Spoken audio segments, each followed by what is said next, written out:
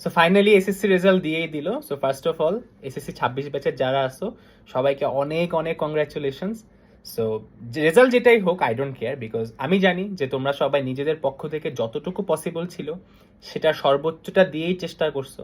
And তোমার কোনো regret থাকা উচিত না আসলে, বুঝছো? কারণ তোমার যতটুকু সম্ভব ছিল, তোমার মধ্যে যতটুকু পোটেনশিয়াল ছিল, তুমি হয়তো সবটা দিয়ে হয়তো পড়াশোনা করতে পারো না, ঠিক আছে, বাট দ্য থিং ইজ তুমি চেষ্টা করছো।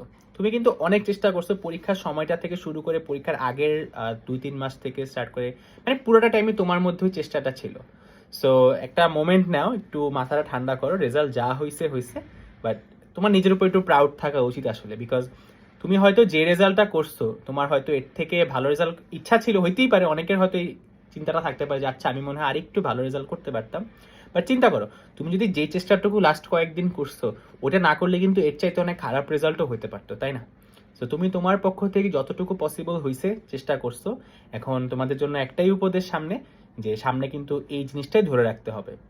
সো যারা রেজাল্ট ভালো করছো, আমার আসলে রেজাল্ট ভালোর কোনো প্যারামিটার নাই যে কে কত রেজাল্ট পায় রেজাল্ট ভালো হয়েছে। আমার চোখে সবাই খুব ভালো রেজাল্ট করছে আসলে। সো আই হোপ সামনে এই জিনিসটা ধরে রাখবা। এবং এই যে চেষ্টাটা তুমি করছো লাস্ট অ্যাটলিস্ট ধরলাম 3 মাস তুমি পড়াশোনা করছো, বা পরীক্ষার 1 মাসটাও হইলে খুব ভালো করে পড়াশোনা করছো, এই জিনিসটা এখন ধরে রাখো। কারণ এইচএসসি সিলেবাস অ্যাকচুয়ালি কিন্তু অনেক বড়, মানে সবাই ভয় দেখা একটু বেশি বেশি করে, আই নো, বাট সিলেবাসটা আসলে কিন্তু একটু বড়। সো এখানে কিন্তু তুমি একদম লাস্ট 2-3 মাসে পড়াশোনা করে একটা কিছু করে ফেলবা, এটার কিন্তু চান্স একদমই জিরো। সো রেজাল্ট খুব ভালো হয়েছে, কয়েকদিন সেলিব্রেট করো, এরপর আস্তে ধীরে আমরা এইচএসসি পড়াশোনায় ঢুকে যাই, যার যেটা টার্গেট। আর যারা হচ্ছে কলেজ অ্যাডমিশন টার্গেট করতেছো তাদের জন্য স্পেশাল ভিডিও আসতেছে আজকে রাতে, সেখানে আমি তোমাদেরকে জানাই দিব যে সামনে তুমি কি করবা না করবা। বাট আপাতত be proud of yourself and thank you so much everyone. সবাইকে আশা করি আমি ম্যাথ সব এক্সামে আমি ট্রাই করছি তোমাদের হেল্প করার।